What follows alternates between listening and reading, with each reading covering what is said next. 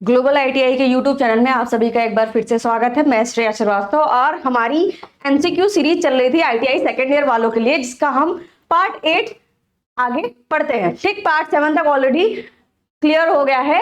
अगर इसके जो हमने क्वेश्चन करवाए हैं उसको समझने के लिए आप पीछे के पार्ट जरूर देख लीजिएगा, उसी से आपको आइडिया लगता रहेगा। ठीक है, तो हम शुरू करते हैं आज की class.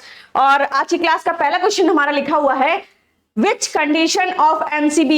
Which condition of MCB? तो सबसे पहले हमें रूट वर्ड ढूंढना है। ठीक, एमसीबी के बारे में बात हुई, जैसा कि हमने पिछली क्लासेस में एमसीबी के बारे में बहुत अच्छे से जान लिया था कि एमसीबी क्या होती है, उसकी स्पेसिफिकेशन क्या होती है, ईएलसीबी की स्पेसिफिकेशन क्या होती है, हमने सब कुछ डिस्कस कर लिया था। तो अब ये चीज तो डिस्कस करने वाली है नहीं यहाँ पे। तो एमसीबी बोल रहा है which condition the MCB is breaking open of the electrical circuit. MCB किस स्थिति में विद्युत परिपथ को खोल रहा है या खोलता है? तो एमसीबी का फुल फॉर्म सभी को पता होगा, मिनिएचर सर्किट ब्रेकर।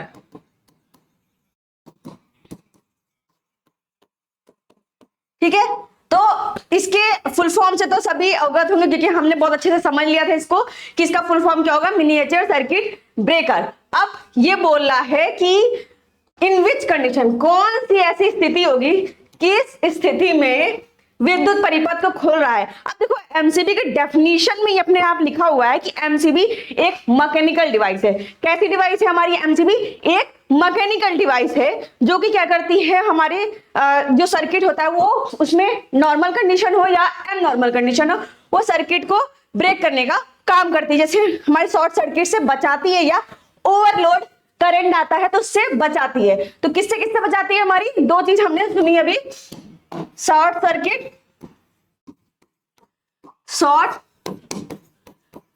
सर्किट से बचाती है और ओवरलोड करंट से।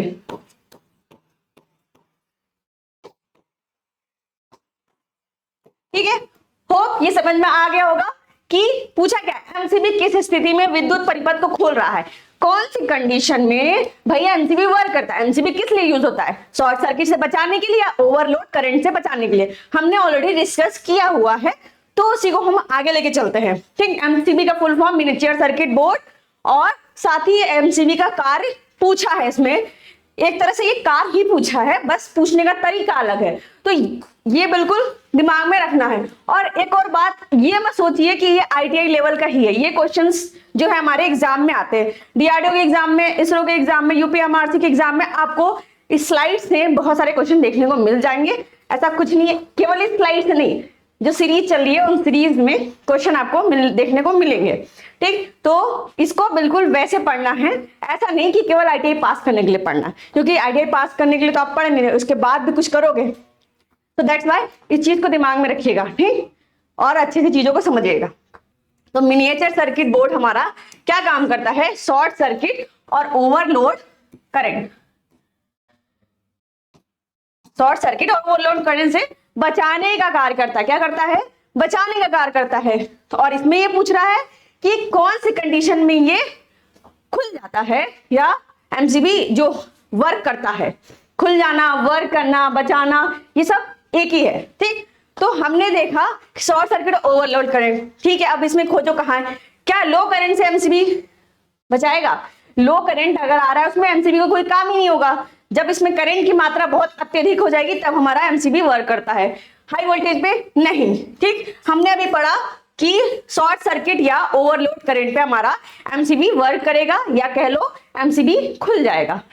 ठीक, जैसे कि इस क्वेश्चन में पूछा था कि कौन सी स्थिति में हमारा एमसीबी खुल जाएगा। तो ये रहा क्वेश्चन नंबर 106 का ऑप्शन नंबर सी बिल्कुल सही जवाब है। तो इसी सीरीज में हम आगे बढ़ते हैं, क्योंकि हमने ऑलरेडी इसे कई सारे क्वेश्चन कर लिए हैं और बहुत अच्छे तरीके से समझाए हुए हैं क्वेश्चन है। ठीक, तो इस क्वेश्चन का आंसर हमारा ऑप्शन नंबर सी, जिसका आंसर है शॉर्ट सर्किट। ठीक है, होप ये समझ में आ गया होगा। चलिए बहुत आराम से आगे क्वेश्चन की तरफ पढ़ते हैं। और आज का क्वेश्चन नंबर 107 है। क्या कह रहा है? आराम से पढ़ेंगे पहले। What is the trip for clearing short circuits in MCB combination. यहाँ पे भी एमसीबी के बारे में पूछ रहा है। कॉम्बिनेशन सर्किट ब्रेकर, ठीक है। What is the trip? Tripping के बारे में बात हो रही है। एमसीबी संयोजन की सर्किट ब्रेकर में, एमसीबी संयोजन की सर्किट ब्रेकर में शॉर्ट सर्किट दूर करने के लिए ट्रिप क्या होगी? शॉर्ट सर्किट हमारी ना हो। हमारा बेसिक नीड क्या है कि हमारी शॉर्ट सर्किट नहीं होनी चाहिए, सिंपल सी बात है। और जब शॉर्ट सर्किट नहीं होनी चाहिए, इसके लिए क्या होना चाहिए भाई? एमसीबी वर्क करेगी तभी ना शॉर्ट सर्किट नहीं होगा। ये तो आपने पढ़ लिया है, ठीक। अगर किसी चीज को, जैसे चौकीदार को रखा जाता है तो चोर अंदर ना आए इसलिए तो चौकीदार को रखा जाता है। अगर चौकीदार अपना काम ही नहीं करेगा तो चोर तो अंदर आ जाएगा। उसी तरीके से अगर हमारा एमसीबी यूज हो रहा है तो उस एमसीबी का जो वर्क है उसे तो पूरा करना होगा। तो शॉर्ट सर्किट दूर करने के लिए, मतलब शॉर्ट सर्किट की कंडीशन ही ना आए। पहले तो हमने पढ़ा कि भाई शॉर्ट सर्किट की कंडीशन में एमसीबी वर्क करता है, ठीक। तो कंडीशन ना आने से उसको बचाने के लिए क्या, कितने, क्या कहता है, ट्रिप टाइमिंग बताओ, ट्रिप की टाइमिंग बताओ। अब देखो, हम हैं इलेक्ट्रॉनिक्स वाले बच्चे, इलेक्ट्रॉनिक मैकेनिक वाले बच्चे, तो आप लोगों को ये ध्यान में रखना होगा कुछ ऐसे डाटा होते हैं, जो कुछ ऐसे डाटा होते हैं जिनको आपको लर्न करना होगा। जैसे रेक्टिफायर के बहुत एक चार्ट होगा, ट्रांजिस्टर का एक चार्ट होगा, वैसे हमारे डिजिटल इलेक्ट्रॉनिक्स में चार्ट होते हैं। तो आपको वो लर्न करना होगा, और ऐसा नहीं लर्न करना होगा कि रटना होगा बैठ के। आप उसको बार बार पढ़ोगे, बार बार देखोगे, वो याद हो जाएगा। तो ये नहीं सोचना कि इसका कोई ट्रिक बता दीजिए, उसका कोई ट्रिक बता दीजिए। जो डाटा लर्न करने वाले हैं वो तो आपको एकदम फ्री फंड के नंबर दिलाने वाले हैं। तो फ्री फंड के नंबर वालों को लर्न करना जरूरी है। लर्न कैसे करेंगे? हम बार बार कंटिन्यू करके हम लर्न कर लेंगे, ठीक है। अब ये देखिए क्या क्वेश्चन पूछा है, फिर से पढ़ते हैं। What is the trip for clearing short circuit in MCB combination circuit breaker? MCB संयोजन सर्किट ब्रेकर में शॉर्ट सर्किट दूर करने के लिए ट्रिप क्या है? ट्रिप समय या ट्रिप क्या है? तो हमारी जो एमसीबी ट्रिप कैसे करेगी, मतलब शॉर्ट सर्किट होने से पहले जब उसको ओवरलोड करंट मिलेगा तो वो क्या करेगी? ट्रिप करने की कोशिश करेगी। तो इसका रेंज होता है 2 मिली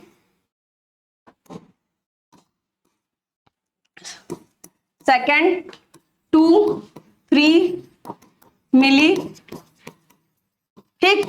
तो ये हमारा रेंज हो गया।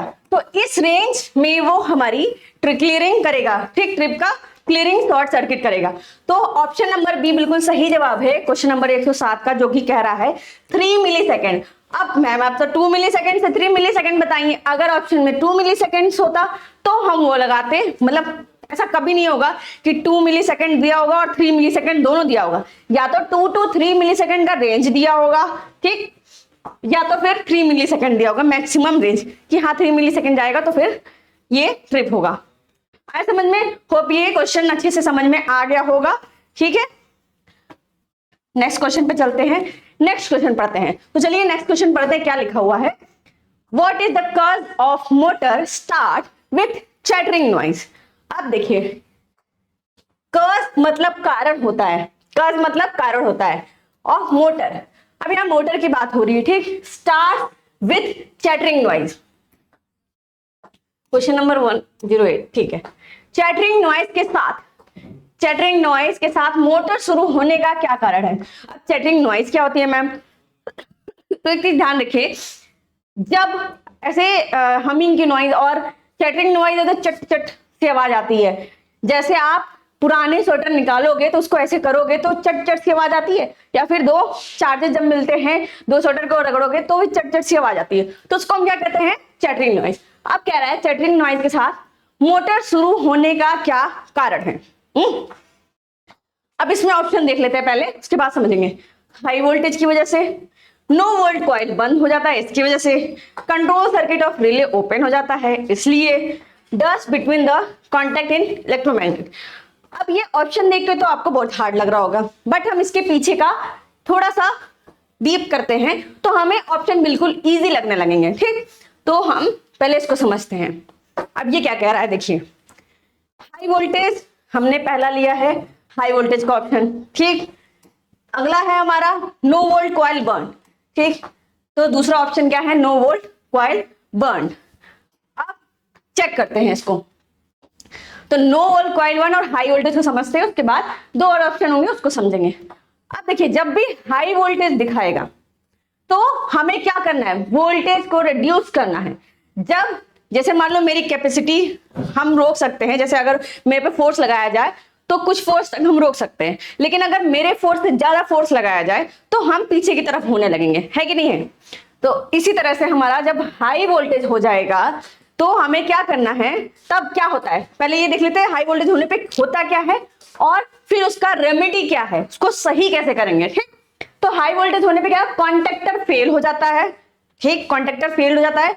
Heating of no volt coil, no volt coil जो होता है हीट होने लगता है और कॉन्टेक्टर फेल हो जाता है। तो क्वेश्चन आपका कुछ इस तरह से आएगा कि कॉन्टेक्टर फेल होने का या heating of no volt coil का रीजन क्या है, तो आपको रीजन कहना होगा हाई वोल्टेज। ठीक है, हो सकता है क्वेश्चन में आपसे रेमेडी भी पूछे, लेकिन रेमेडी नहीं, हमेशा रीजन पूछेगा कि ये किस वजह से हो रहा है। अगर मोटर में कोई प्रॉब्लम आ रही है तो वो किस वजह से आ रही है। ठीक, तो कॉन्टेक्टर फेल हो रहा है और heating of no volt coil हो रही है, तो किस वजह से हो रही है, हमारी हाई वोल्टेज की वजह से हो रही है। ठीक है, पहला समझ में आ गया होगा। अब ये कह रहा है कि हाई वोल्टेज की वजह से हो रही है तो क्या करना चाहिए। भाई सीधी सी बात है, थोड़ा सा लॉजिक लगाओ कि अगर हाई वोल्टेज की वजह से हो रही है तो वोल्टेज घटाना होगा, रिड्यूस करना होगा। रिड्यूस का मतलब पता होगा ना, घटाना। ठीक, घटाना होगा। अब एक चीज और ध्यान रखिएगा, थोड़ा जो टेक्निकल वर्ड्स हैं उनको इंग्लिश में ही याद करिएगा, वो ज्यादा इजी पढ़ते हैं। ठीक, क्योंकि हिंदी में कभी कभी गड़बड़ लिख देता है तो एग्जाम टाइम में बच्चे थोड़ा कंफ्यूज हो जाते हैं।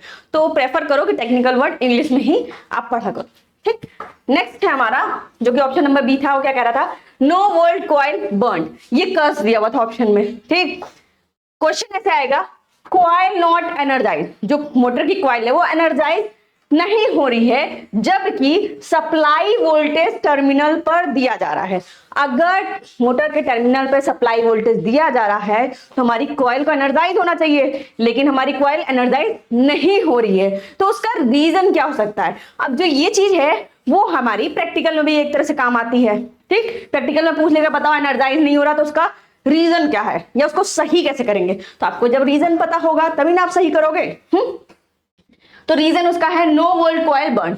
नो वोल्ट कॉइल जो होती है हमारी वो बर्न हो जाती है। ठीक, ये बर्न हो गई। अब क्या करना है कि हमें पता कैसे करना है कि यह सही कैसे करना है। Check the nylon strip of relay. Relay का जो नाइलॉन स्ट्रिप होता है उसे हम चेक करेंगे। ठीक, बायोमेटेलिक स्ट्रिप जो होती है हमारे, उसको चेक करते हैं वो सही है कि नहीं है, और नहीं होगी तो रिप्लेस करना पड़ेगा। ठीक है, हम रिले को रिप्लेस करेंगे। तो दो ऑप्शन हमने चेक कर लिए। अब इसमें देखो क्या क्वेश्चन क्या पूछा है, चैटरिंग नॉइज। अब अभी जो हमने दो ऑप्शन डिस्कस किए, क्या उसमें चैटरिंग नॉइज थी, नहीं थी ना, तो हमें आगे वाले पढ़ने हैं। ठीक, ये वाले, control circuit of relay open और dust between the contacts in the electromagnet. अब इन चारों ऑप्शन एक तरह से देखिए आप कि इस क्वेश्चन में चार ऑप्शन बिल्कुल क्लियर हो रहे होंगे कि चारों ऑप्शन के आपको आंसर मिल रहे हैं, साथ में रीजन, रेमेडी सब कुछ मिल रहा है, जो कि अगर इस पे क्वेश्चन आएंगे तो आप कर ले जाओगे। तो नेक्स्ट स्लाइड देखते हैं। नेक्स्ट स्लाइड क्या कह रहा है, कंट्रोल सर्किट रिले ओपन। अब देखो ये हमारा कर्ज है। ठीक, कि कारण क्या है किस चीज का कारण, relay coil change, motor not start. ठीक, रिले कॉइल चेंज हो गया और मोटर स्टार्ट नहीं हो रहा है, जबकि स्टार्ट बटन प्रेस किया जा रहा है। किसी चीज को अगर स्टार्ट कर रहे हो, देखो जैसे हम कुछ स्विच स्टार्ट कर रहे हैं, स्विच को बार बार टच कर रहे हैं और स्टार्ट कर रहे हैं, तब भी वो स्टार्ट नहीं हो रहा है, तो उस केस में कह रहा है रिले कॉइल चेंज या स्विच स्टार्ट नहीं हो रहा है, तो उसका रीजन क्या हो सकता है। उसका रीजन बता रहा है कंट्रोल सर्किट रिले ओपन। जो कंट्रोल सर्किट रिले है हमारा वो ओपन होगा, कनेक्शन ओपन होगा। तो हम क्या करेंगे उस केस में, हमें क्या करना चाहिए, रेमेडी भी पता होनी चाहिए आपको। अब ये मैं सोचो कि अरे ये सब याद कैसे होगा, बिल्कुल एकदम आराम से याद करोगे तो याद हो जाएगा। और याद करने वाली चीज नहीं है, आप पढ़ो, क्वेश्चन लगाओ। क्वेश्चन लगाना सबसे बेस्ट मेथड होता है चीजों को याद करने का। जितना क्वेश्चन लगाओगे चीजें अच्छे से याद हो जाएंगी। ठीक, तो इसका रेमेडी क्या है, चेक कॉन्टेक्ट कंट्रोल सर्किट। ये कंट्रोल सर्किट CKT मतलब होता है ठीक, कंट्रोल परिपथ हम चेक करेंगे, कंट्रोल परिपथ में कोई दिक्कत तो नहीं है। नेक्स्ट लिखा हुआ है clean the control station contact, control station contact. अब हम जो कंट्रोल स्टेशन कॉन्टेक्ट है, कभी कभी इसमें डस्ट पार्टिकल आ जाते हैं जिसकी वजह से वो वर्क प्रॉपर्ली नहीं करता है, तो हम कंट्रोल स्टेशन को कॉन्टेक्ट को उसको बिल्कुल अच्छे से क्लीन करेंगे, वापस से कॉन्टेक्ट लगा देंगे, तो हमारा ये रेमेडी हो जाएगा, मतलब ये जो दिक्कत आ रही है वो हमारा कवर हो जाएगी। नेक्स्ट क्या है, डस्ट बिटवीन कॉन्टेक्ट, जो कि हमारे क्वेश्चन में पूछा था, तो हम इसको देखते हैं अच्छे से। ठीक, बाकी सब भी अच्छे से देखना है, क्योंकि क्या पता आगे आने वाले क्वेश्चन में कोई और क्वेश्चन में ये पूछ ले और आपको आंसर ये बताना हो, तो सारी चीजों को देख के चलेंगे। ठीक, रटने वाली चीज नहीं है, क्वेश्चन लगाओगे अपने आप आ जाएगा, परेशान होने की चीज नहीं है। ठीक, डस्ट बिटवीन कॉन्टेक्ट, अब कॉन्टेक्ट के बीच में डस्ट होगा तो क्या होगा, देखो motor not start, motor start नहीं होगी, start button press, humming and chattering noise is coming. Start button press किया आपने मोटर का, ठीक, मोटर स्टार्ट नहीं हुआ, खाली गर गर कर रहा है, जिसको हम हमिंग नॉइज बोलते हैं। ठीक, तो जैसे पंखे में अगर लो वोल्टेज आता है तो उसमें भी आवाज आती है ना, तो उसको हमिंग नॉइज बोलते हैं। ठीक, तो एक हमिंग नॉइज आ रही है स्टार्ट बटन प्रेस करने पे, और चैटरिंग नॉइज, चट चट चट चट अभी बताया जो मैंने, वैसी नॉइज आ रही है। ठीक, मोटर से स्टार्ट नहीं हो रहा और ये नॉइज आ रही है, तो उसका रीजन क्या हो सकता है, या तो उनके मतलब जो डस्ट उनके बीच में इलेक्ट्रोमैग्नेटिक प्लेट जो होंगे उनके बीच में डस्ट होगा। ठीक, डस्ट का मतलब गंदगी, जैसे कुछ वर्ड्स होंगे जिसका मतलब अगर आपको नहीं पता और मेरे से छूट जाए तो उसको आप सर्च भी कर सकते हैं, जस्ट डस्ट, डस्ट का मतलब कुछ बच्चों को अगर नहीं पता हो तो वो बिल्कुल इजिली आप जाओ और लिख दो डस्ट मीनिंग, तो आ जाएगा गंदगी। ठीक, उसके बीच में धूल मिट्टी कण हो जाते हैं ना, एयर पार्टिकल होते हैं, तो डस्ट चला जाएगा। डस्ट बिटवीन कॉन्टेक्ट, कॉन्टेक्ट के बीच में डस्ट होता है। अब देखो जहां डस्ट होगा तो क्या करेंगे, डस्ट कहीं भी होता है, गंदगी कहीं भी होता है, हम क्या करते हैं उसको क्लीन करते हैं, तो बस वही करना है, हमें क्या करना है, क्लीन देम। ये तो रेमेडी हो गया। और किस का हुआ है हमारा, humming and chattering noise in is coming. तो अब क्वेश्चन पे आते हैं, अब क्वेश्चन क्या पूछ रहा है, चैटरिंग नॉइज, हमिंग नॉइज का तो इसने जिक्र ही नहीं किया, तो कोई बात नहीं, हमारा चैटरिंग नॉइज तो है, हमें इससे मतलब है। ठीक, चैटरिंग नॉइज के साथ मोटर शुरू होने का क्या कारण है, चैटरिंग नॉइज हो रही है और मोटर शुरू हो रहा है, तो क्या कारण है हमारा, dust between the contact in the electromagnet, electromagnet के बीच में डस्ट आ गया है।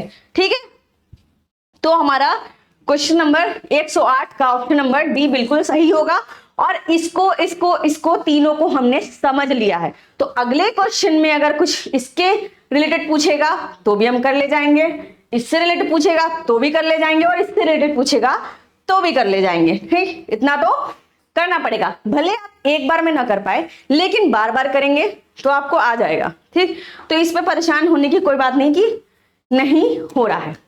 अब नेक्स्ट क्वेश्चन देखते हैं। ठीक है, नेक्स्ट क्वेश्चन हमारा ये हो गया डिस्कस। चलिए नेक्स्ट क्वेश्चन पढ़ते हैं हम। Which formula is used to find the fusing factor. अब देखिए ये ऑलरेडी डिस्कस हो चुका है बहुत अच्छे तरीके से, पूरा स्पेसिफिकेशन पढ़ाया था, उसमें सारी चीज अच्छे से अलग अलग बताई थी। कट ऑफ फैक्टर क्या होता है, मिनिमम रेटिंग करंट क्या होती है, रेटिंग करंट क्या होता है, मैक्सिमम करंट क्या होता है, सब बताया था। ठीक, मिनिमम फ्यूजिंग करंट क्या होता है, सब बताया था। तो अब इसमें पूछ रहा है फ्यूजिंग फैक्टर, ये सबको याद होगा और सबको यहां बताना है कि फ्यूजिंग फैक्टर क्या होता है। फ्यूजिंग फैक्टर को खोजने के लिए किस सूत्र यानी किस फॉर्मूले का उपयोग करते हैं। अब हमने पहले ही बताया था मिनिमम फ्यूजिंग करंट बटे rated current, minimum fusing current बटे रेटेड करंट क्या दिखाता है हमारा, फ्यूजिंग फैक्टर दिखाता है। फ्यूजिंग फॉर्मूला लिखा है यहाँ पे, आप फैक्टर लिख देना, वही फ्यूजिंग फैक्टर फॉर्मूला। ठीक, फ्यूजिंग फैक्टर फॉर्मूला। तो क्या हमने बताया था इसमें, आपको बताया मिनिमम फ्यूजिंग करंट बटे रेटेड करंट से भाग देंगे तो हमारा क्या मिल जाएगा, क्या मिलेगा, फ्यूजिंग फैक्टर। अब देखो मिनिमम फ्यूजिंग करंट के बारे में हमने पढ़ा था कि वो सबसे कम वैल्यू की फ्यूजिंग करंट जिसपे हमारा जो एलिमेंट होता है, फ्यूज का एलिमेंट, देखो ये सब बिल्कुल डिस्कस किया हुआ था। जो ये हमारा फ्यूज होता है, ये हमारा फ्यूज होता है, ठीक, इसमें एक एलिमेंट लगा रहता है कॉपर वायर का, तो ये जो फ्यूज का एलिमेंट है वो ऐसी बहुत ही कम वैल्यू, मतलब मिनिमम जिस वैल्यू पे ये मेल्ट हो जाता है, जिस वैल्यू में पिघल जाता है, ठीक, जिस वैल्यू पे ये पिघल जाता है उसको हम क्या कहते हैं, मिनिमम फ्यूजिंग करंट। ये ऑलरेडी हमने डिस्कस कर लिया था। रेटेड करंट हमने बताया था जितने रेट पे वो लिखा रहता है, ऑलरेडी मेंशन रहता है, ये भी हमने डिस्कस किया था। ठीक, तो फ्यूजिंग फैक्टर हमारा सिंपल सी बात है भाई, इसको तो रट जाना चाहिए आग बंद करके, minimum fusing current upon rated current, ठीक, जिसपे मेल्ट हो जाता है और टोटल हमारा जितने पे वर्क कर सकता है। तो 109 का ऑप्शन नंबर ए बिल्कुल सही जवाब होगा। ठीक है, तो होप ये समझ में आ गया।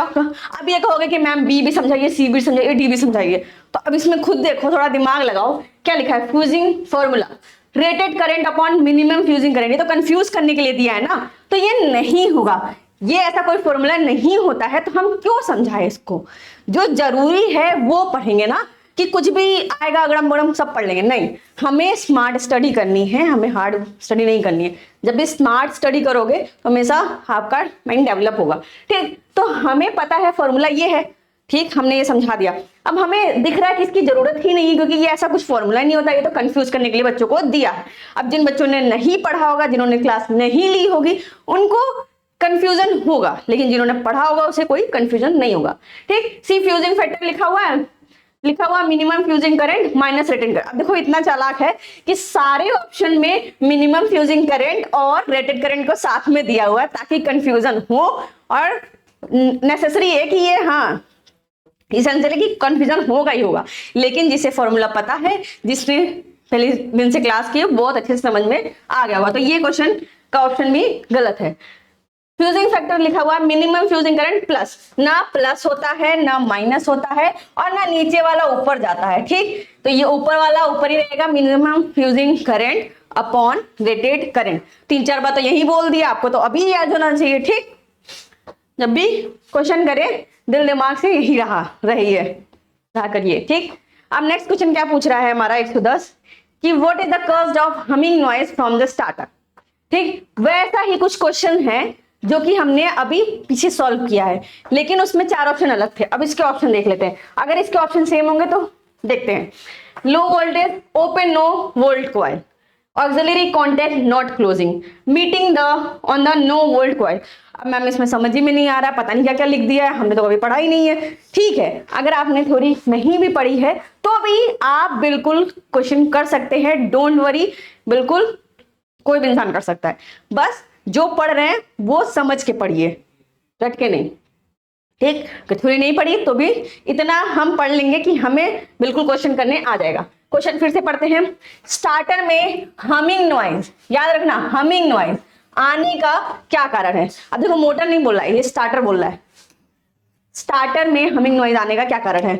अब हम इस चारों को समझते हैं तो हमें अपना आंसर खुद ब खुद मिल जाएगा। मिलेगा कि नहीं मिलेगा। चलो, हमिंग नॉइज और चैटरिंग, अगर हमिंग नॉइज और चैटरिंग की बात कर रहा है तो लो वोल्टेज होता है तब, मैंने पहले ही बोला, जब पंखे में वोल्टेज लो जाती है तो करके आवाज आती है, उसी को हम हमिंग नॉइज बोलते हैं।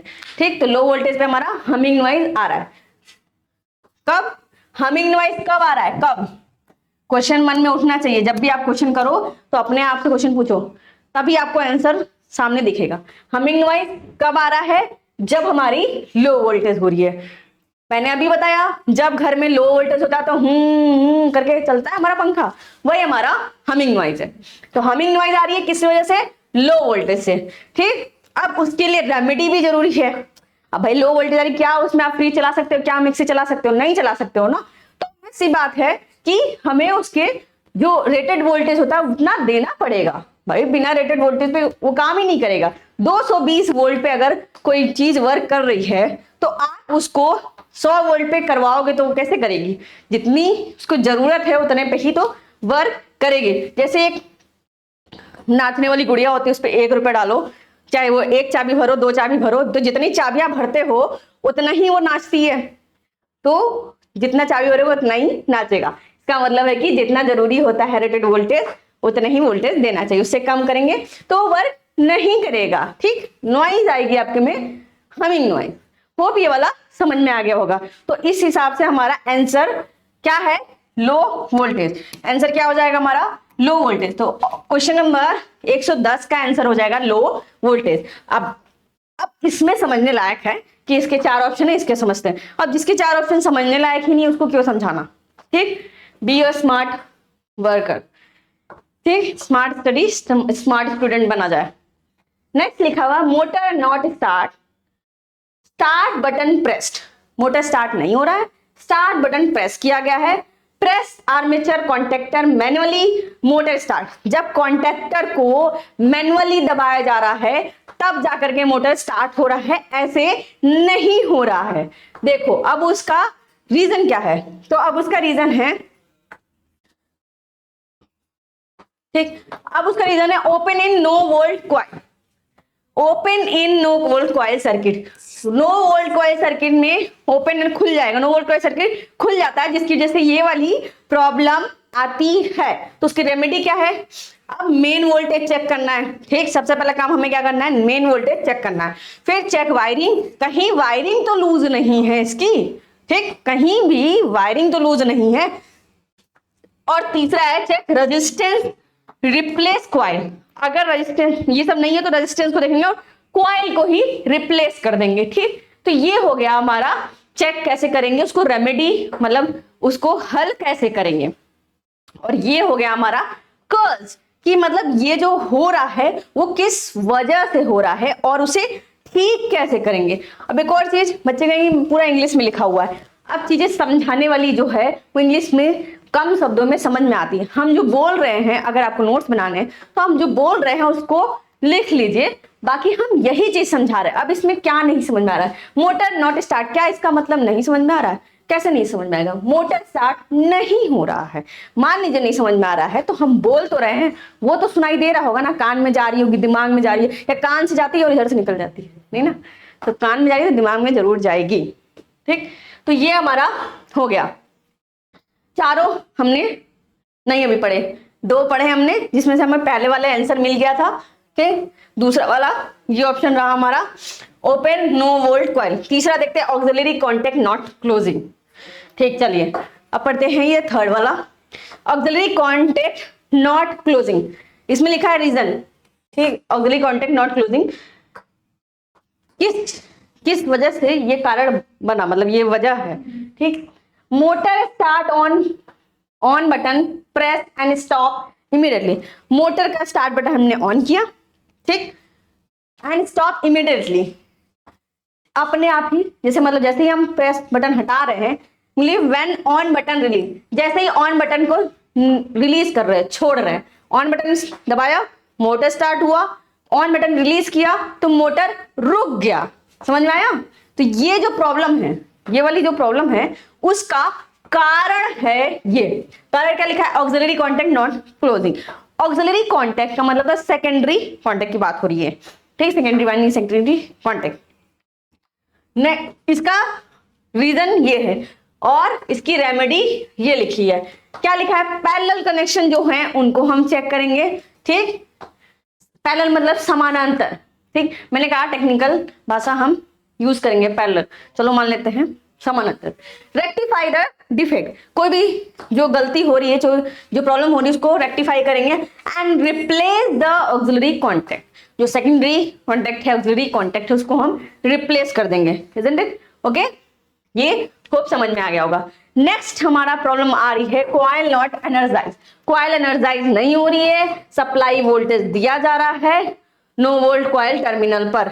ऐसे ही हमने यहां भी पढ़ा था अभी, supply voltage no volt coil energise नहीं हो रही है जबकि हम सप्लाई वोल्टेज दे रहे हैं, तो ये होता है। अब यहां भी देख लेते हैं हम, ठीक। Open circuit no volt coil, NVC का मतलब होता है नो वोल्ट कॉइल, जगह नहीं थी इसलिए नो वोल्ट कॉइल को एनवीसी लिख दिया।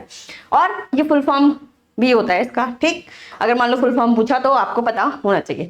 Check the nylon button below the start button, start button के नीचे नाइलॉन बटन होता है एंड रिप्लेस इफ नेसेसरी। जब तुमको ऐसा लग रहा है, जरूरी लग रहा है, तो आप उसको रिप्लेस कर सकते हैं, वैसे चल जाएगा। तो ये 4 ऑप्शन हमने बिल्कुल अच्छे से डिस्कस कर लिए। और पहले भी मैंने कहा अभी जस्ट कि रटना नहीं है, प्रैक्टिस करके आप याद कर सकते हैं चीजों को और वैल्यूज रटने, इलेक्ट्रॉनिक्स में हमें वैल्यूज रटने होते हैं, वो वही रहेंगे, वो फिक्स रहेंगे और वो बिल्कुल फ्री फंड के नंबर होते हैं। तो 110 का हमारा ऑप्शन नंबर ए बिल्कुल सही है, जो क्या कह रहा है, लो वोल्टेज। क्या कह रहा है हमारा, लो वोल्टेज। ठीक है, नेक्स्ट क्वेश्चन देखते हैं हम। आइए नेक्स्ट क्वेश्चन पढ़ते हैं आराम से। क्या लिखा हुआ है हमारा क्वेश्चन, कह रहा है what is the factor for time taken a fuse to interrupt the circuit in the event of fault. Hindi में पढ़ते हैं और अच्छे से कुछ समझते हैं क्या कह रहा है ये। फॉल्ट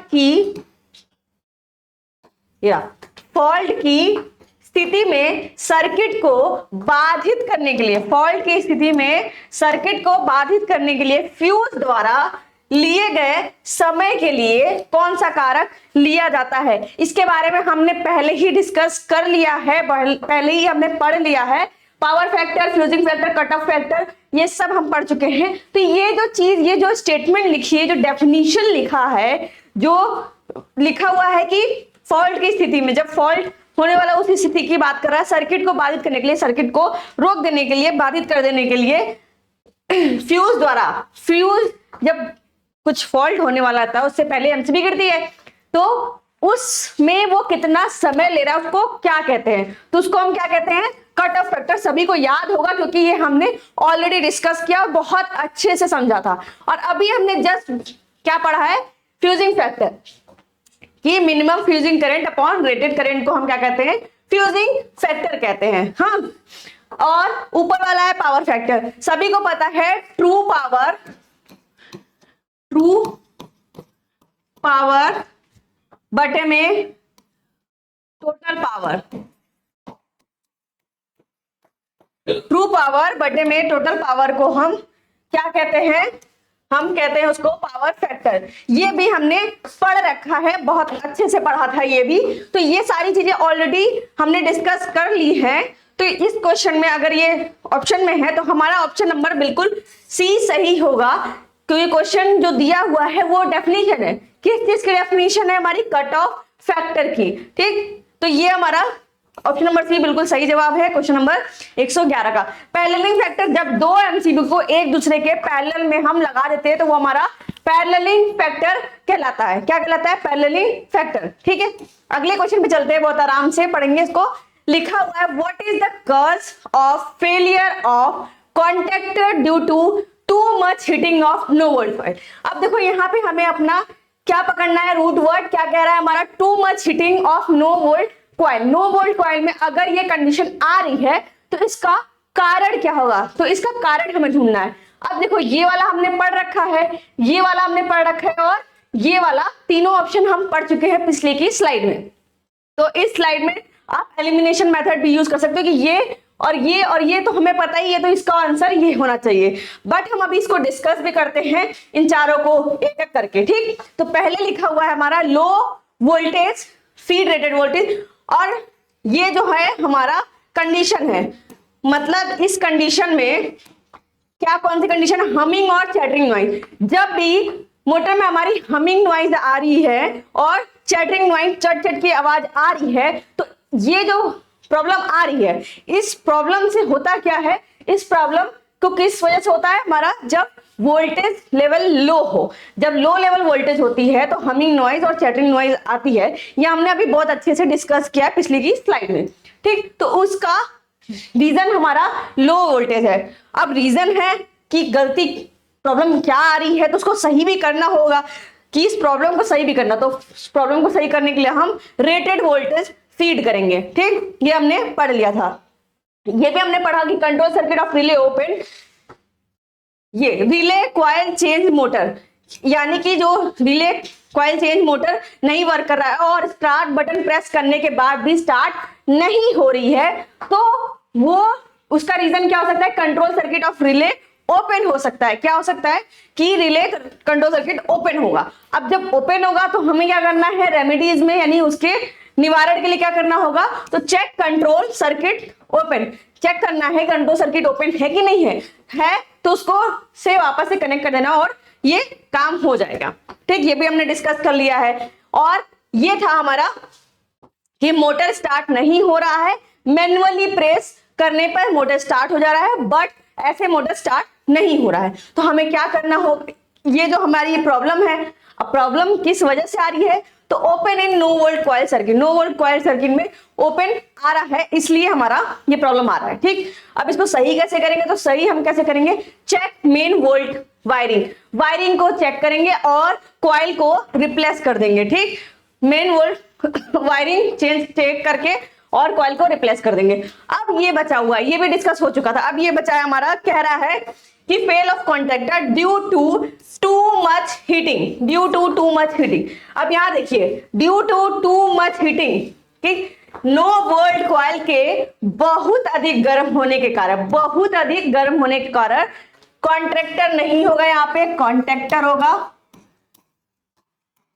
ठीक, कॉन्टैक्टर और कॉन्ट्रैक्टर अलग है, स्पेलिंग देखिए आप मिला सकते हैं, CONTACTOR कॉन्टैक्टर होता है, कॉन्ट्रैक्टर की स्पेलिंग CONTRACTOR होता है। ठीक, तो कॉन्टैक्टर की विफलता का कारण क्या है, तो हमारी विफलता का कारण क्या है, हायर इनकमिंग सप्लाई, क्योंकि अभी हमने जस्ट पढ़ा कि इसकी विफलता का कारण है हायर इनकमिंग सप्लाई। ठीक, अब ये कारण है तो इसका रेमेडी भी जरूरी है हमें जानना, क्योंकि प्रॉब्लम हुई है तो इसका रेमेडी भी जरूरी है। तो रेमेडी क्या है, इनकमिंग वोल्टेज को हम रिड्यूस कर देंगे तो ये प्रॉब्लम हमारी बिल्कुल सॉल्व हो जाएगी। तो इस क्वेश्चन का 112 का हमारा ऑप्शन नंबर बी बिल्कुल सही है, जो कह रहा है कि हायर इनकमिंग सप्लाई कॉज है, कॉज मतलब कारण है, कॉज कारण है। ये जितने भी आपसे पूछे हैं उतने सारे के सारे कारण पूछे हैं। ठीक, कंडीशन ऊपर दे दी जा रही है, कारण आपसे पूछ जा रहा है और रेमेडी हम आपको खुद बता दे रहे हैं। ठीक, तो इस तरह से हमारा 112वां क्वेश्चन सॉल्व हो गया और इसका ऑप्शन नंबर भी बिल्कुल सही है कि हाई इनकमिंग सप्लाई इसका कारण है और इसको सही करने के लिए हमें सप्लाई को कम करना पड़ेगा, यानी कि रेटेड वोल्टेज पे रखना पड़ेगा। चलिए अब अगला क्वेश्चन देखते हैं, 113 क्वेश्चन नंबर, ये क्या कह रहा है, why the AC relay connected to DC supply draw more current। ठीक, डीसी आपूर्ति से जुड़ा एसी रिले अधिक करंट क्यों खींचता है। अब एसी रिले जो है किस पे बना होगा, एसी पे वर्क करने के लिए बना होगा। अगर हम उसको डीसी से कनेक्ट कर देंगे तो वो अधिक करंट खींचने लगता है, एक्सेस अमाउंट ऑफ करंट वो खींचने लगता है। तो ये पूछ रहा है हमारा कि तो ये जो अधिक करंट खींच रहा है वाई क्यों, यहां भी पूछा हुआ क्यों अधिक करंट खींच रहा है, क्योंकि इसमें इंडक्टिव रिएक्टेंस की अब्सेंस है, इंडक्टिव रिएक्टेंस की अब्सेंस है, इस वजह से ये हमारा अधिक करंट खींच रहा है। अब इंडक्टिव रिएक्टेंस आप सभी को पता है, एक्सएल पढ़ा है हमने और एक्सी पढ़ा था, तो एक्सएल का हमें क्या क्या पता था, 2πfl है। ठीक, और ये भी पढ़ा था V लीड करता है, एक मिनट, हमारा V कब लीड करता है ये भी तो जानना जरूरी है। V लीड करता है, ठीक, कि बच्चे इसी में कंफ्यूज रहते हैं। अगर प्योर इंडक्टिव की बात हो रही है, प्योर इंडक्टिव को लेंगे अगर, तो V हमारा लीड करेगा 90 डिग्री किससे, से। अब V और I का मतलब मत पूछना, क्योंकि V का मतलब वोल्टेज होता है, I का मतलब करंट होता है। टेक्निकल बच्चे हैं और सेकेंड ईयर का हम एमसीक्यू लगा रहे, तो ये तो समझाने की जरूरत नहीं पड़ेगी। ठीक, तो एक्सेल हमने पढ़ा है और एक्सी भी हमने पढ़ा हुआ है। तो V लीड करेगा 90 डिग्री आई से, याद रख लो। अगर एक याद रख लिया कि प्योर इंडक्टिव केस में V वोल्टेज हमारा लीड करता है I से 90 डिग्री, तो दूसरा अपने आप वाइज वर्सा हो जाता है। ठीक, तो ऑप्शन नंबर डी बिल्कुल सही जवाब है। ऑप्शन था इंडक्टिव रिएक्टेंस। अब कई बच्चे बोलेंगे इंडक्टिव रिएक्टेंस क्या होता है, तो जो भी करंट फ्लो में चेंज होता है उसका ये अपोजिशन करता है, उसको हम क्या कहते हैं, इंडक्टिव रिएक्टेंस। करंट फ्लो के चेंज को अपोजिशन करता है। तो विरोध किसका विरोध करता है, करंट फ्लो में चेंज का, चेंज इन करंट फ्लो। ठीक, चेंज इन करंट फ्लो में का विरोध करता है, तो इसको हम इंडक्टिव रिएक्टेंस बोल रहे हैं। और हमने अभी पढ़ा XL is equal to 2πfl, सबको पता होगा, भी हमने बता दिया यहाँ पे रिएक्टेंस का सिंबल ये होता है और फॉर्मूला ये है हमारे रिएक्टेंस का। प्योर इंडक्टिव का केस होगा तो V हमेशा लीड करेगा 90 डिग्री, प्योर इंडक्टिव के केस में V लीड करेगा 90 डिग्री I से। ठीक, होप ये समझ में आ गया होगा। अब यहां आपको कि हाई वोल्टेज क्या होता है इसको समझाइए, हाई करंट क्या होता है इसको समझाइए, हाई रेजिस्टेंस क्या होता है इसको समझाइए, ये समझाने वाली चीजें हैं। आप ही बताओ, हाई वोल्टेज का मतलब क्या होता है? उच्च वोल्टेज। उच्च वोल्टेज सबको पता है कि अगर वोल्टेज हाई होगी, ज्यादा होगी तो उसको उच्च वोल्टेज बोलते हैं। हाई करंट को क्या बोलते हैं? हाई करंट होगा तो हाई करंट बोलेंगे। रीजन पूछ रहा है कि ये जो ये हो रही है डीसी आपूर्ति से जुड़ने पर एसी रिले अधिक करंट क्यों खींच रहा है? एसी करंट ज्यादा, डीसी करंट ज्यादा खींच रहा है अपने में, तो ये इस वजह से खींच रहा है क्योंकि इसमें इंडक्टिव रिएक्टेंस की एब्सेंस है। ये हमारी आगमनात्मक प्रतिक्रिया की अनुपस्थिति दर्शा रहा है। ठीक, होप ये क्वेश्चन बिल्कुल अच्छे से समझ में आ गया होगा। ठीक, ये रहा हमारा नेक्स्ट क्वेश्चन और नेक्स्ट क्वेश्चन हम पढ़ते हैं। लिखा हुआ है विच single phase induction motor is rated for less than 1 HP। Hindi में पढ़ते हैं इसको। कह रहा है कि सिंगल फेज इंडक्शन मोटर को 1 HP यानी हॉर्स पावर से कम के लिए रेट किया जाता है। ठीक, के लिए रेट किया जाता है। अब एक चीज नहीं आई है इसमें, सिंगल फेज इंडक्शन मोटर। तो सबसे पहले ये जानना है कि ये इसके बारे में कुछ जानकारी जरूरी है ना लेना कि ये क्या है। तो सबसे पहले एक चीज जान लो कि ये नॉट सेल्फ स्टार्टेड या स्टार्ट। ठीक, इतने से समझ जाओगे, पूरा स्टार्टेड लिखने की जरूरत नहीं। ये सेल्फ स्टार्ट नहीं होता है, सिंगल फेज इंडक्शन में मोटर नहीं स्टार्ट होता है और ओनली 1 अब हम इसको क्यों पढ़ा रहे हैं? हमें तो ये आंसर बताना चाहिए था। थोड़ा सा आपको हम बताए ना कि अगर थ्योरी आप नहीं भी पढ़े हो तो आपको क्वेश्चन सॉल्व इजीली हो जाएंगे और अच्छे से समझ में भी आएंगे। जरूरी ये है कि क्वेश्चन समझना, उसके ऑप्शन समझना, ताकि हम स्मार्ट स्टडीज पे फोकस कर सके। ठीक, तो अगर आपकी थ्योरी इतनी ज्यादा नहीं भी कवर है तो आप इससे बिल्कुल निश्चिंत तौर से पढ़ सकते हैं, आराम से आपकी चीजें क्लियर होंगे। तो सिंगल फेज इंडक्शन मोटर में समझ लो कि ये एक ऐसा मोटर है जिसमें सिर्फ एक वाइंडिंग होती है। पहली चीज क्लियर हो गई। दूसरी, ये सेल्फ स्टार्ट नहीं होती है। ठीक, इसको स्टार्ट मतलब खुद से स्टार्ट नहीं होती है। अब इसको स्टार्ट करने के कई तरीके हैं, कई तरीकों से स्टार्ट किया जाता है। दूसरी चीज, जब स्टार्ट खुद से नहीं होती तो ये रोटेशन के लिए इसमें कुछ हम यूज करते हैं या फिर कह लो कि मेथड यूज करते हैं। ठीक, इसको रोटेशन प्रोवाइड कराने के लिए, टॉर्क जनरेट करने के लिए हम इसमें रोटेशन प्रोवाइड कराने के लिए, अब टॉर्क का नाम आ गया है तो टॉर्क क्या होता है? वो फोर्स लगाया जाए जिससे रोटेशन हो ऑब्जेक्ट में, वो फोर्स जिससे ऑब्जेक्ट में रोटेशन हो जाए वो हमारा टॉर्क होता है। ठीक, हम और ये देखिए एक डायग्राम है, धीरे धीरे सब समझते हैं। ठीक, अब ये डायग्राम है, ये हमारा परमानेंट कैपेसिटर मोटर का डायग्राम है। ठीक, परमानेंट कैपेसिटर मोटर का। अब ये डायग्राम क्यों लिया? क्योंकि ये ऑप्शन में था तो हमने सोचा इसको भी समझाते चलते हैं।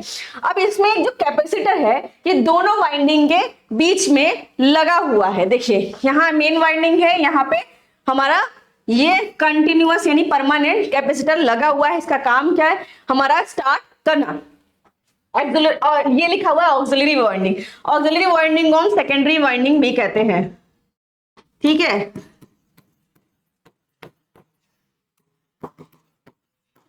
ठीक, तो इस स्लाइड में हमने अभी क्या देखा? इसमें हमने देखा कि सिंगल फेज इंडक्शन मोटर क्या होता है। ये एक ओनली 1 कॉइल अपने अंदर रखा रहता है, साथ में नॉट सेल्फ स्टार्टेड। ठीक है, अब हम चलते हैं थोड़ा सा आगे। अब हम ये डायग्राम लाए हैं, इस डायग्राम को थोड़ा समझते हैं। ठीक, ये कोई रोटर रखा हुआ है बीच में। हमने सप्लाई दी। ठीक, यहाँ पॉजिटिव लगाया, यहाँ निगेटिव लगाया। ठीक, अभी धीरे धीरे समझते हैं। पॉजिटिव लगाया, निगेटिव लगाया, ये पॉजिटिव गया। यहाँ पे देखो डायरेक्शन हमें दिखाने की जरूरत नहीं क्योंकि ये ऑलरेडी दिख रहा है, आपको सभी को दिख रहा होगा। ठीक है, और यहाँ से बाहर चला गया, यहाँ से गया और यहाँ से बाहर चला गया। तो एक बार हमारी पॉजिटिव इधर से आ रही है, ये वाइंडिंग है। ठीक, मेन फ्लक्स निकल रहा है यहाँ से। ठीक, फ्लक्स निकल रहा है, ये मेन वाइंडिंग है। ये हमारा स्क्वायरल फेज रोटर लगा हुआ है।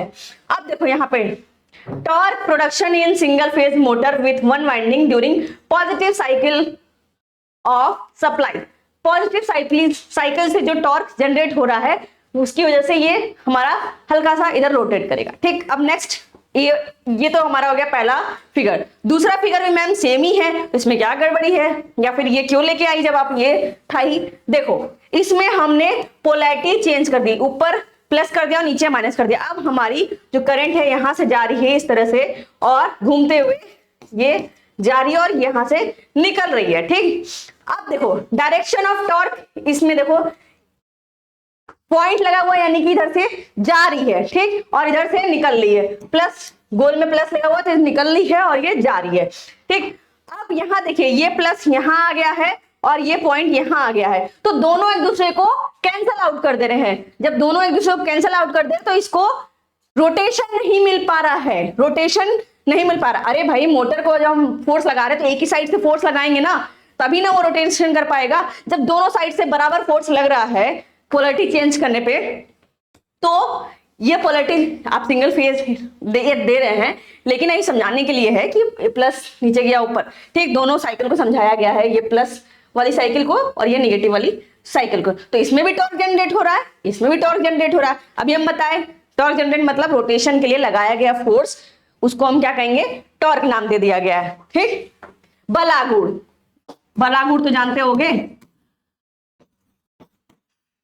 ठीक,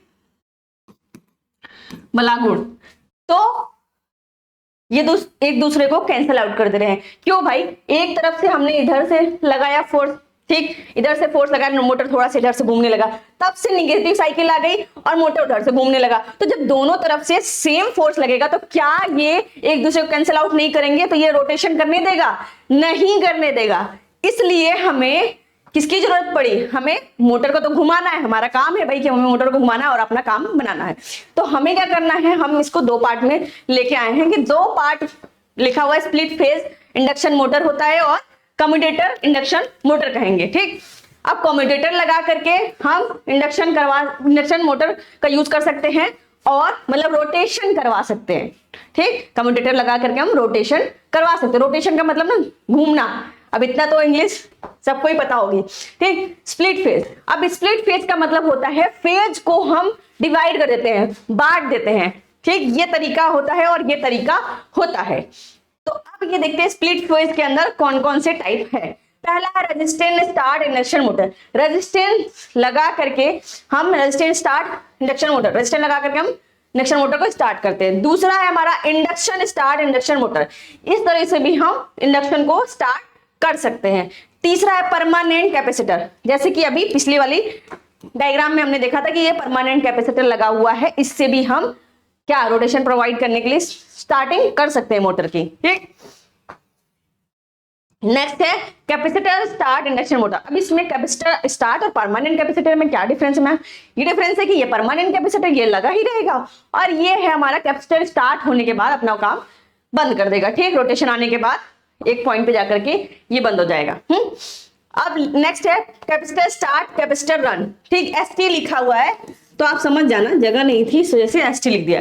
capacitor start capacitor run motor, अब इसमें कैपेसिटर स्टार्ट करता है और कैपेसिटर से ही रन करवाया जाता है, इसलिए इसका नाम है capacitor start capacitor run motor. Next है सैरिड पोल। ठीक, इसमें आया हमारा रिपल्सन और सीरीज मोटर। ठीक है, अब एक चीज जान लीजिए कि ये आपको रटना नहीं है। आप ये सोच रहे हो कि अरे ये पूछ लेगा, ये पूछ लेगा, ये पूछ लेगा, रटना नहीं है। धीरे धीरे क्वेश्चन आएंगे, सब समझ में आ जाएगा। ठीक, रटने की जरूरत नहीं, बस आपको पता होना चाहिए कि भाई स्प्लिट फेज की बात अगर हो रही है तो स्प्लिट फेज कैसे कैसे कर सकते हैं हम, उनके कौन कौन से टाइप होते हैं। ठीक, और कम्यूटेटर का यूज करके हम कैसे स्प्लिट फेज या फिर रोटेशन प्रोवाइड करवा सकते हैं। ये हमारा समझ लिया आपने, ये स्लाइड समझ ली। वापस पिछली स्लाइड पे हम आते हैं अपने क्वेश्चन की तरफ। विच single phase induction motor, induction motor अभी समझा दिया आपको सिंगल फेज के बारे में, is rated for less than 1 HP। अब देखो अगर लॉजिकली देखा जाए, लॉजिक वाली चीजों से अगर वास्ता रखा जाए तो एक बार आप सरसरी निगाह से ऑप्शन पढ़ो। जैसे मान लो नहीं आ रहा है आंसर या याद नहीं आ रहा है एग्जाम टाइम में, commutator motor, permanent capacitor motor, split phase induction motor, fractional horse power motor. ये क्यों हो सकता है पहले ये देखते हैं। ये इसलिए होता है कि सिंगल फेज इंडक्शन मोटर को 1 HP, single phase induction motor को 1 HP से कम की बात हो रही है, ठीक। तो फ्रैक्शन का तो मतलब ही होता है ना कम करना। जैसे फ्रैक्शन आप ऐसे रिलेट कर सकते हो, ठीक, याद करने का तरीका है, रिलेट कर सकते हो कि 1 HP से भी कम के लिए रेट किया गया है तो वो हमारा फ्रैक्शनल हॉर्स पावर मोटर होता है, ठीक। 1 HP का तो सबको पता ही होगा, 786 वॉट, ठीक, या इसको कैसे तो 755.7 वॉट, ठीक। 1 HP में इतना होता है। ये हमें ऐसा एक्स्ट्रा था तो ये बता दिया। अभी देखिए फ्रैक्शनल अपने नाम से ही दिखा रहा है कि किसी एक का अगर फ्रैक्शन किया जाए तो उससे कम होगा, ठीक है, उसको बांटा जाए। जैसे 1 से 1/2 यानी 1/2 कम है ज्यादा है, कम है ना, तो इसके नाम से दिख रहा है कि 1 HP से कम के लिए रेट किया जा रहा है तो fractional horse power motor use किया जाता है। क्या यूज करते हैं हम? Fractional horse power motor. ये मैक्सिमम घरों में और इंडस्ट्रीज में नॉर्मल यूज के लिए यूज होता है, ठीक। मैक्सिमम हम हर जगह देखा जाए तो फ्रैक्शनल हॉर्स पावर मोटर का ही यूज करते हैं। तो इतनी जानकारी आपको इस स्लाइड पे दिखानी थी, बतानी थी, और अगली स्लाइड पे दिखा दिया हमने, ठीक। परमानेंट कैपेसिटर मोटर भी थोड़ा समझा दिया आपको, और स्प्लिट फेज इंडक्शन मोटर भी समझा दिया, और कम्यूटेटर मोटर भी समझा दिया। होप ये बिल्कुल समझ में आ गया होगा कि कम्यूटेटर वाला, स्प्लिट फेज, बाकी सारे, बाकी जो भी अगर कुछ बचा होगा तो हम अगली की स्लाइड में समझा देंगे, टेंशन लेने की जरूरत नहीं है। क्या होता है कभी कभी पढ़ाते पढ़ाते मान लीजिए कुछ याद आया लेकिन स्लिप हो गया दिमाग में। व्हाट इज, नेक्स्ट क्वेश्चन हम पढ़ते हैं, what is the name of the centrifugal switch part marked S. अब जो इसमें एक्स मार्क्स दिखा रहा है, मतलब ये वाले पार्ट को पूछ रहा है ये क्या है, ठीक। तो चलिए देखते हैं ये पार्ट। अब हम सारे पार्ट को देखते हैं, सारे पार्ट को देखते चलेंगे। ये पार्ट हो गया हमारा गवर्नर वेट, ठीक। इस वाले प्लेट को, इस वाले पार्ट को हम क्या कहेंगे? गवर्नर वेट कहेंगे, ठीक। इसको हम कहेंगे स्प्रिंग, ठीक। आगे समझ में? अब देखो ये हमारी रिंग, कौन सी रिंग है? ये इंसुलेटर वाली। ये हमारी इंसुलेटर रिंग है, और हमारा जो एक्स वाला पार्ट है इसको हम क्या कहेंगे? गवर्नर।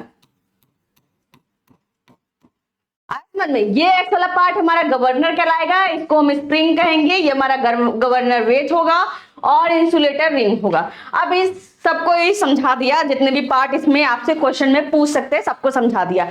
तो इस क्वेश्चन का आंसर, 115 का क्वेश्चन का आंसर हमारा कहां गया? एक्स पार्ट पूछा है, एक्स पार्ट हमारा गवर्नर हो जाएगा, ठीक। ये समझ में आया? बिल्कुल समझ में आ गया होगा।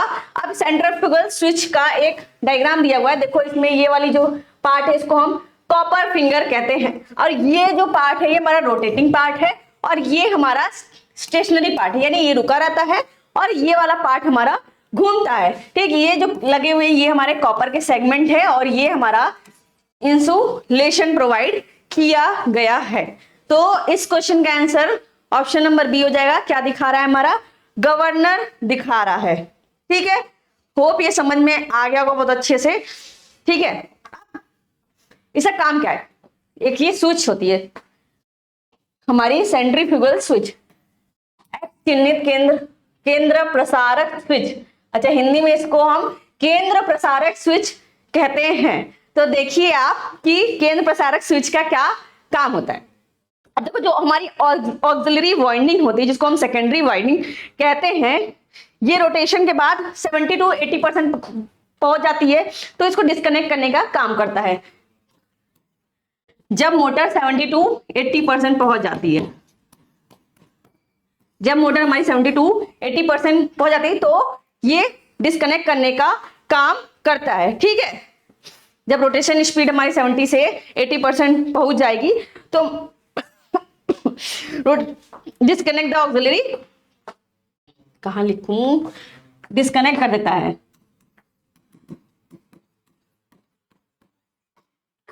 ऑक्सिलरी अभी बताया, सेकेंडरी वाइंडिंग को हम ऑक्सिलरी वाइंडिंग भी कहते हैं। ऑक्सिलरी कब डिस्कनेक्ट करेगी, जब हमारा मोटर की स्पीड 70 से 80% हो जाएगा। होप ये स्लाइड समझ में आ गई होगी। तो अगले स्लाइड पे चलते हैं। चलिए देखते हैं अगला स्लाइड क्या कह रहा है। What is the name of the torque speed characteristic. अब देखो टॉर्क पता है आपको, स्पीड पता होगा, ठीक, हिंदी में लिखा है टॉर्क, जिसको हम बलागुड़ कहते हैं, और स्पीड यानी कि हम जिसमें तेजी कहते हैं। ठीक, विशेषताओं के वक्र का नाम क्या है। अब ये वाला क्वेश्चन अच्छे से देखना, इसके और भी हमारे ऐसे डायग्राम आकर के आपसे क्वेश्चन पूछ सकते हैं। तो ये जो ये दिख रहा है आपको ये, ठीक है, और फिर ये लाइन हमारी ऐसे आ रही है फुल लोड पे, समझ में आया। तो ये देखिए, ये हमारा जो है वो स्प्लिट फेज मोटर का कैरेक्टरिस्टिक डायग्राम है। किसका है, हमारा स्प्लिट फेज मोटर का डायग्राम। इधर हमारा टॉर्क है और इधर हमारा स्पीड दिया हुआ है। तो सेंट्रीफ्यूगल जो स्विच लगी होती है, जो हमारी सेंट्रीफ्यूगल स्विच लगी रहती है, वो क्या करती है, स्टार्ट होता है हमारा मोटर, ठीक, प्राइमरी वाइंडिंग स्टार्ट हुई, स्विच का काम यहां ऑपरेट होता है, यहां हमारी स्विच ऑपरेट होती है। फिर ये देखो ऑक्सिलरी वाइंडिंग भी है, कैपेसिटर से हमारा स्टार्ट हुआ, फिर उसके बाद यहाँ पे हमारा पूरा वर्क करता है, यहाँ पे 70 to 80% पहुंच गया हमारा, उसके बाद हमारा डिस्कनेक्ट कर देता है। तो ये वाला जो टॉर्क है, फिलहाल ये समझो कि ये वाला जो ऐसा वाला डायग्राम आपको देखने को मिल जाएगा कि ये छोटा छोटा ये दिखेगा, ये बड़ा सा दिखेगा हमारा। तो ये हमारा क्या है, और ये जो हमारा है ये मेन प्लस ऑक्सिलरी वाइंडिंग दोनों का है। ठीक, मेन प्लस ऑक्सिलरी वाइंडिंग दोनों का है। ये वाला जो लाइन हमारा शो कर रहा है, दोनों मिलके चल रहे हैं। ठीक, यहाँ पे ऑक्सिलरी वाइंडिंग जाएगी और फिर ये बंद हो जाएगा और ये स्विच ऑपरेट हो जाएगा। ये किसका है, हमारा स्प्लिट फेज मोटर का डायग्राम। ठीक, अब नेक्स्ट अगला और भी डायग्राम है, वो भी आ सकते हैं एग्जाम में, तो सबको देख के चलते हैं। तो ये लिखा हुआ है torque speed characteristic of permanent capacitor motor. अभी हमने पिछली स्लाइड में परमानेंट कैपेसिटर मोटर का डायग्राम देखा था कि यहाँ पे हमारा परमानेंट कैपेसिटर मोटर के लिए परमानेंट कैपेसिटर लगा था, ये मेन वाइंडिंग, ये ऑक्सिलरी वाइंडिंग, ये हमारा रोटर। ठीक, कहाँ गया, हाँ ये रहा।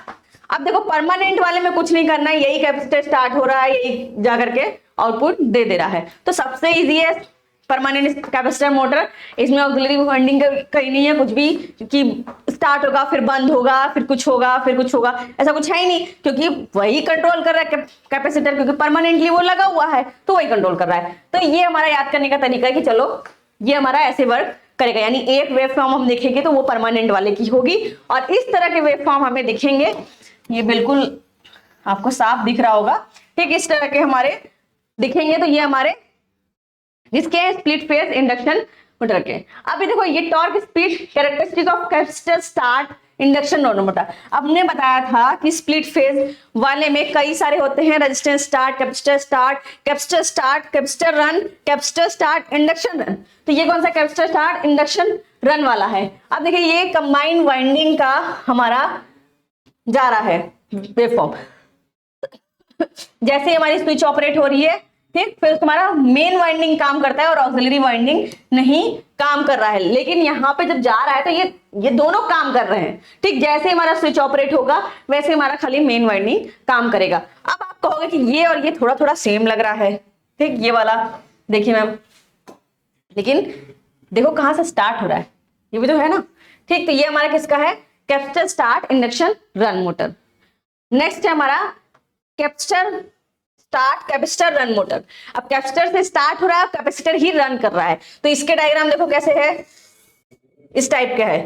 ये क्या दिखा रहा है, start and run capacitor, start and run capacitor के द्वारा ये वेवफॉर्म आ रही है, वो इसके द्वारा आ रही है। सेंट्रीफ्यूगल स्विच यहाँ पे ऑपरेट हुआ हमारा, ठीक, सब में सेंट्रीफ्यूगल स्विच लगा हुआ है, ये ऑपरेट हुआ रन कैपेसिटर ओनली। ठीक, यहाँ के आने के बाद जैसे ही हमारा सेंट्रीफ्यूगल स्विच कनेक्ट होगा, वैसे स्टार्ट होगा, वैसे हमारे जो स्टार्ट वाला है कैपेसिटर कैपेसिटर जो स्टार्ट करने के लिए यूज हुआ है वो काम करना बंद कर देगा और क्या सिर्फ बचेगा, रन कैपेसिटर ओनली वर्क करेगा यहाँ पे, और ये हमारा ग्राफ बन जाएगा।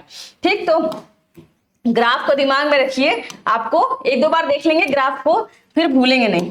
ठीक, एक बार दो बार देख लोगे तो ग्राफ को नहीं भूलोगे। तो होप ये तीनों ग्राफ, ये चारों ग्राफ आपको समझ में आ गए होंगे। परमानेंट कैपेसिटर, परमानेंट कैपेसिटर भी आपको समझ में आ गया होगा, कैपेसिटर स्टार्ट, कैपेसिटर मोटर भी, कैपेसिटर स्टार्ट, इंडक्शन मोटर भी। तो इस क्वेश्चन का आंसर हमारा स्प्लिट फेज मोटर होगा। ठीक है, क्या होगा हमारा स्प्लिट फेज मोटर होगा 116 का। चलिए आगे चलते हैं नेक्स्ट क्वेश्चन पे। अब क्या कर रहा है, how many watts is equal to 1 horse power. अभी जस्ट हमने पीछे ही बताया और ये सबको ही पता होगा, 746 वॉट यानी 745.7 वॉट की बात हो रही है। एक हॉर्स पावर में या किसके बराबर कितने वॉट होते हैं, कि एक हॉर्स पावर में कितने वॉट होते हैं ऐसे पूछे, या फिर के बराबर कितने वॉट होते हैं, तो 746 होते हैं, सबको ही पता होगा, हम पढ़ते ही आ रहे हैं। तो 117 का आंसर क्या हो जाएगा, बी ऑप्शन हो जाएगा। अभी हमने यहां भी डिस्कस किया था 1 HP को 746 हो। ठीक, आगे चलते हैं नेक्स्ट क्वेश्चन पे। नेक्स्ट क्वेश्चन क्या कर रहा है, 118 क्वेश्चन पढ़ते हैं इसको। Which type off switch is used in capacitor start. कौन से टाइप का स्विच यूज किया था capacitor start induction run motor. Capacitor start induction run motor में हमारे कौन से स्विच यूज होते हैं, सेंट्रीफ्यूगल स्विच यूज होते हैं। तो कौन से स्विच होते हैं, सेंट्रीफ्यूगल स्विच यूज होते हैं। अब ये सेंट्रीफ्यूगल स्विच का अभी हमने पढ़ा पिछली स्लाइड में कि ये हमारा रोटेटिंग पार्ट है और ये हमारा स्टेशनरी पार्ट है। ठीक, उसके पार्ट के नाम भी डिफाइन है यहाँ पे। ठीक, अब रोटरी जो स्विच होता है वो कैसा होता है, इसे भी देख लो। ये ऐसे भी हो सकता है, मान लो कि इसमें ये इस टाइप का होता है, मतलब रोटेशन करने का काम करवा सकते हैं। ये मोर देन 2-3 भी हो सकता है। ठीक, तो ये रोटरी स्विच टाइप का। SPST single pole single throw, इसका फुल फॉर्म बताया है पहले भी, single pole single throw switch. ठीक, अब इसका डायग्राम अगर देखा जाए तो ये हमारा single pole single throw switch का सिंबल, ये हो गया हमारा रोटरी स्विच का सिंबल। ये रहा हमारा सेंट्रीफ्यूगल स्विच। कहाँ यूज होता है हमारा, capacitor start induction run motor में किस प्रकार के स्विच का यूज होता है, तो हमारा सेंट्रीफ्यूगल स्विच का यूज होता है। सेंट्रीफ्यूगल स्विच का हम आपको कार्य भी बता दिए, इसके पहले डिजाइन भी दिखा दिया, ये अभी इस वाले स्लाइड में भी दिखा दिया हमने। पुश बटन स्विच, इसको भी हमने डिस्कस किया था कि पुश बटन स्विच कैसा दिखता है हमारा, या इसका सिंबल कैसा होता है। तो ये देखो, पुश टू क्लोज और पुश टू ओपन। जैसे मान लो इसको पुश करोगे, यहां से प्रेशर करोगे तो ये ओपन हो जाएगा, पुश टू ओपन। अब इसको पुश करोगे तो क्लोज हो जाएगा, पुश टू क्लोज। देखो पुश टू क्लोज कहते हैं, एक मिनट की हम दिखा रहे हैं आपको, पुश टू क्लोज कहते हैं, या फिर इसको हम क्या कह सकते हैं, पुश टू ऑन करना होगा तो पुश कर देंगे। अब जैसे ये ऑन है हमेशा, इसको ऑफ करना होगा तो हम पुश कर देंगे, तो पुश टू ओपन कहेंगे या फिर हम कहेंगे पुश टू ऑफ। ठीक, तो एग्जाम में दोनों भी पूछ सकता है। तो हमने सारे स्विच को भी देख लिया और इसका आंसर हमारा सी हो जाएगा। तो क्वेश्चन नंबर 118 का आंसर हो जाएगा ऑप्शन नंबर सी, जो कि क्या है, सेंट्रीफ्यूगल स्विच। ठीक है, देख लीजिए आप, ये स्लाइड भी समझ में आ गई होगी। नेक्स्ट स्लाइड देखते हैं, 19 क्वेश्चन क्या कह रहा है हमारा। Which motor is characterised by low rotor circuit resistance and reactance. निम्न रोटर सर्किट प्रतिरोध और प्रतिक्रिया द्वारा किस मोटर का वर्णन किया जाता है। अब इसमें हम ऑप्शन भी बता सकते हैं, आप रट भी सकते हो, बट हम इसको थोड़ा सा और एलोबरेट करते हैं ताकि आपको चीजें याद रह जाएं। ठीक, और आप इसी तरह सब जान लो, ज्यादा मतलब सारे हमें जानने जरूरी है ना।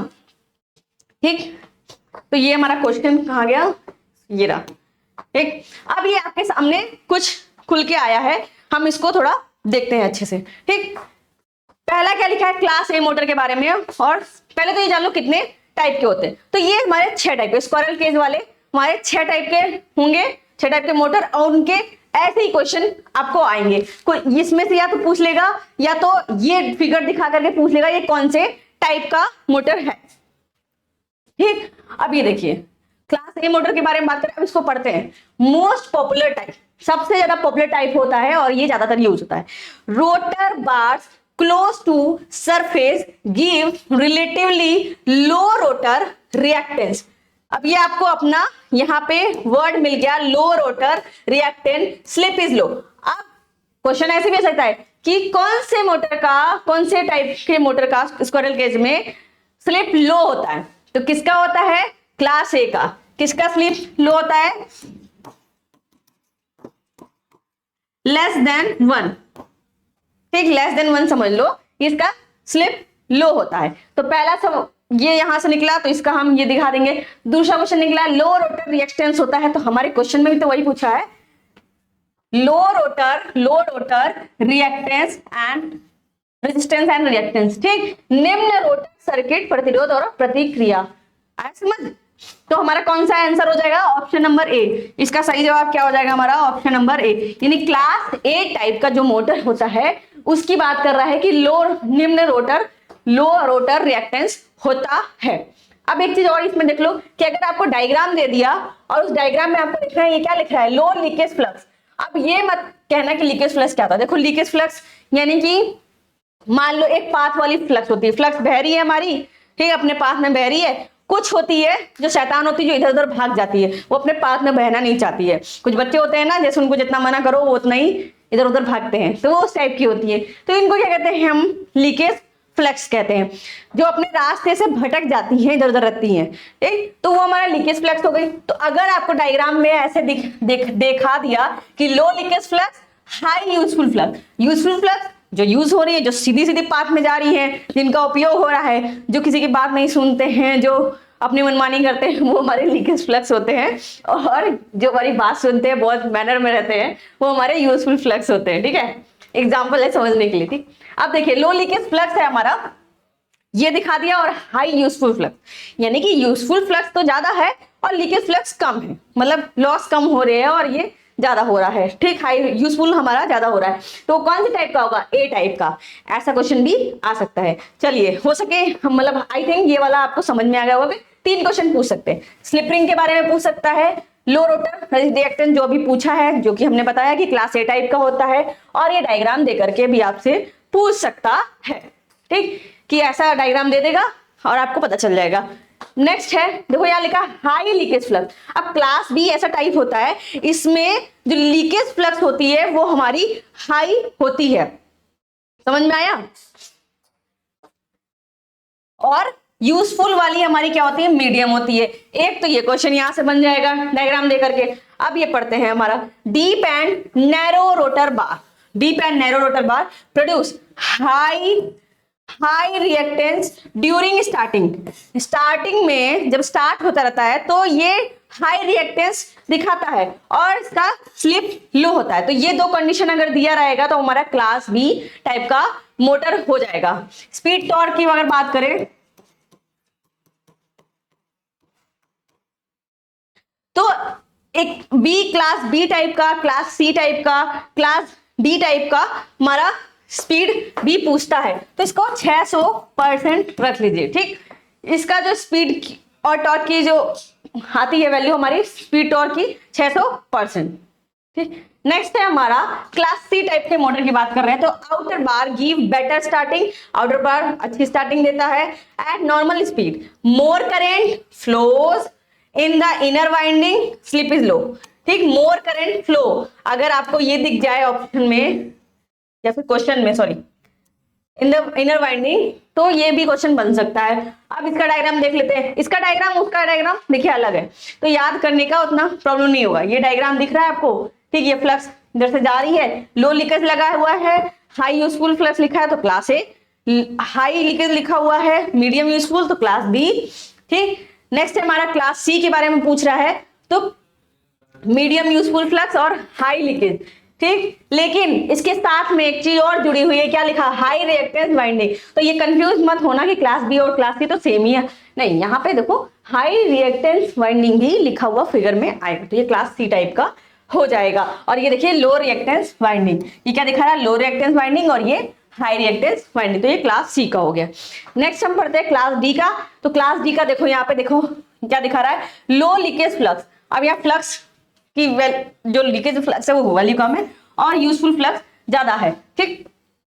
और क्वेश्चन ये क्या पूछा, the rotor bar mark the useful flux high, slip is high and efficiency is low. इसकी इफिशियंसी लो होती है, ठीक। क्वेश्चन आएगा तो इस टाइप से आएगा, ठीक। ये क्लास डी टाइप का मोटर होता है। अब चलते हैं हम डी ए हो गया, बी हो गया, सी हो गया, डी हो गया और ई एफ को भी जान लेते हैं, ज्यादा यूजफुल नहीं होता बट हम देख लेते हैं। The bar are a low resistance winding place give low reactance, slip is low. Class A type में देखो हाई यूजफुल फ्लक्स होता है और लो लीकेज फ्लक्स होता है और ये हमारी कंडीशन है, इस पे देकर के क्वेश्चन पूछ सकता है आपके। नेक्स्ट है हमारा मीडियम यूजफुल फ्लक्स और medium leakage flux. Medium useful flux भी है और मीडियम लीकेज फ्लक्स भी है। बार रेजिस्टेंस उसकी कम होगी, ठीक, प्रतिरोधकता कम होगी। Are place to give high reactance, are कैसे प्लेस किया होगी, हाई रिएक्टेंस दे। तो ये क्लास एफ टाइप की मोटर की डायग्राम है। तो ये सारे मोटर आप देख लीजिएगा, ठीक, हमने सारे समझा दिए हैं अच्छे से।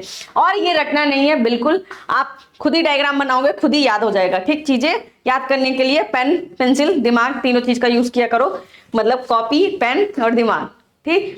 ऐसा नहीं है कि आपको देख करके ही सारी चीजें याद रह जाएं। अब इसका आंसर देखो हमारा क्या पूछ रहा है कि लो रोटर सर्किट रेजिस्टेंस की बात कर रहा है और रिएक्टेंस की, जो कि हमने अभी पढ़ा कि क्लास ए टाइप का मोटर था वो। तो इसका आंसर हमारा ए हो गया, ठीक। अब चलते हैं नेक्स्ट क्वेश्चन पे। कहाँ गया नेक्स्ट क्वेश्चन, हाँ चलिए। What is the class of squirrel cage induction motor according to the starting characteristic. Starting characteristic के हिसाब से पूछ रहा है ये किसका फिगर है। अब देखो मीडियम यूजफुल फ्लक्स और हाई लीकेज फ्लक्स। अब हम चलते हैं अपने इस पे जो हमने अभी समझा। मीडियम यूजफुल फ्लक्स और हाई लीकेज फ्लक्स किसका है, क्लास बी का। देखा क्वेश्चन भी आया है, तो हमारा ऑप्शन नंबर बी बिल्कुल सही जवाब हो जाएगा, ठीक है। ऑप्शन नंबर बी बिल्कुल सही जवाब हो जाएगा हमारा। अब चीज और देखिए, 600% स्पीड टॉर्क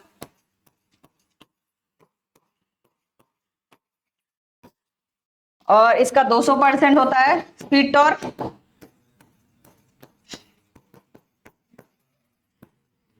और इसका 300% होता है हमारा speed torque. I hope video अच्छी लगेगी, जो नहीं समझ में आया होगा पूछ लीजिएगा, और वीडियो अच्छी लगेगी तो शेयर जरूर करिएगा, और कुछ प्रॉब्लम होगी, वीडियो समझ में नहीं आएगी तो बताइएगा, वीडियो अच्छी लगेगी तो कमेंट जरूर करिएगा, ठीक है। थैंक यू, मिलते हैं नेक्स्ट वीडियो में।